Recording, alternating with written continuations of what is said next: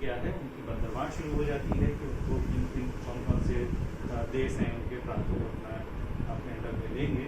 उसके बाद यूरोप का पुनर्निर्माण की वही प्रक्रिया है कि किस तरह से कौन कौन से उसने नेपोलियन ने देश जीते थे, ये जो प्रांत जीते थे, क्षेत्र जीते थे, उनको किन किन देशों में शामिल करना है, यही था यूरोप का पुनर्निर्माण। कॉन्सर्ट ऑफ यूरोप, यूरोप का सम्मिलन, इसका महत्व और इसका पतन। उसके बाद यूनिट थर्ड में हम आएंगे तो एक तो नेपोलियन का एरा हमने देख लिया, नेपोलियन के बाद आता है मेटरनिक का शासनकाल। ऑस्ट्रिया का शासक हुआ करता था ये मेटरनिक, और अपने आप में बड़ा एक तरह से तानाशाह था, प्रतिक्रियावादी इसको शासक कहा जाता था कि मेटरनिक एक प्रतिक्रियावादी शासक था। किस तरह का शासक था ये, जर्मनी से रिलेशन कैसे रहे, मेटरनिक का पतन कैसे हुआ। मेटरनिक आप देखते हैं ऑस्ट्रिया जिसकी राजधानी वियना थी, वियना से ही वर्ल्ड वॉर फर्स्ट शुरू हुआ, वहाँ का शासक था। जर्मनी से इसके रिलेशन कैसे रहे और मेटरनिक का पतन कैसे हुआ।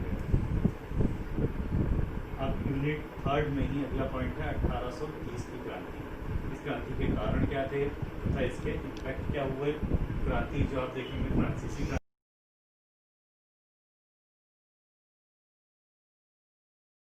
क्रांति में लीड कराई। दुनिया की अन्य जो क्रांतियां हैं वो किस तरह से होती हैं कि किसी व्यवस्था को, किसी जो ऐसी व्यवस्था है जो पब्लिक वेलफेयर वाली नहीं है उसको चेंज करना है, उसको बदलना है, तो वो किस तरह से होता है, जो लीड किया। इसके बाद 1830 की क्रांति में क्या क्या घटनाएं हुई, क्या क्या चीज़ें सामने आई। 1848 की क्रांति हुई, इसमें क्या क्या चीज़ें थी, और इसी के साथ लुई फिलिप की ग्रह तथा विदेश नीति। लुई फिलिप पावरफुल एक सत्ता में आया। लुई फिलिप की ग्रह नीति क्या थी, इसकी विदेश नीति क्या थी, और इस क्रांति के कारण क्या थे, घटनाएं, प्रभाव और असफलता के कारण। ये हम 1848 की क्रांति के साथ देखेंगे। लास्टली यूनिट 4 नेपोलियन थर्ड, ग्रह नीति, विदेश नीति और उसकी असफलता। एक बार फिर से नेपोलियन इसमें आते हैं, लेकिन ये नेपोलियन थर्ड हैं। इनके समय में फ्रांसीसी क्या स्थिति रही, उसकी गृह नीति क्या थी, विदेश नीति क्या थी और उसकी असफलता के कारण क्या थी। उसके बाद इम्पॉर्टेंट एक टॉपिक आपके आ जाते हैं, इटली और जर्मनी का एकीकरण। इटली का एकीकरण, जर्मनी का एकीकरण, ये बहुत इंपॉर्टेंट फेज हैं और इम्पॉर्टेंट टॉपिक हैं आपके सिलेबस के, इनको बहुत ध्यान से पढ़ने की आवश्यकता है। अमूमन ये होता है कि इनमें से एक सवाल आपके एग्जाम में मिलता ही, या तो जर्मनी का एकीकरण आपसे पूछ लिया जाता है या फिर इटली का एकीकरण आपसे पूछ लिया जाता है। तो इधर अगर हम देखेंगे कि क्रांति इंपॉर्टेंट है, फिर उसके बाद में आते हैं जर्मनी का एकीकरण, इटली का एकीकरण। जर्मनी के एकीकरण के प्रमुख चरण क्या थे, बिस्मार्क का रोल इसमें क्या था, बिस्मार्क की लौह एवं रक्त की नीति किस तरह से उसने फॉलो की जो एकीकरण को पूरा कर पाया।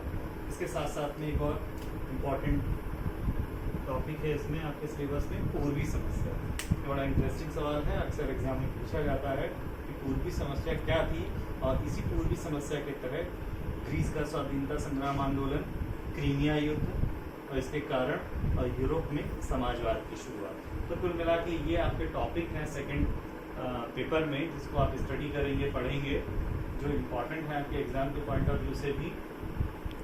इनमें जो अगर आप फोकस करेंगे, मेन चीज़ क्या है, फ्रांसीसी क्रांति आपकी इंपॉर्टेंट हो जाती है, नेपोलियन एरा इंपॉर्टेंट हो जाता है, मेटरनिक इंपॉर्टेंट आपको होता है, 1830-48 की क्रांतियाँ इंपॉर्टेंट होती हैं, इटली और जर्मनी का एकीकरण इंपॉर्टेंट है, पूर्वी समस्या ये एक इम्पॉर्टेंट टॉपिक। तो इनको आप स्टडी करिए, सिलेबस आपको भेजा जा चुका है, आपके साथियों के पास है, जिनको नहीं मिला है आप लोग साथियों से मांग सकते हैं, ले सकते हैं।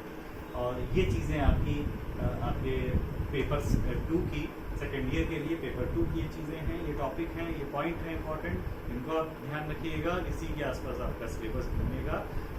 आगे आपके जो आपके सिलेबस की आगे की चीज़ें हैं उनके थोड़ा सा बहुत बहुत धन्यवाद, शुक्रिया।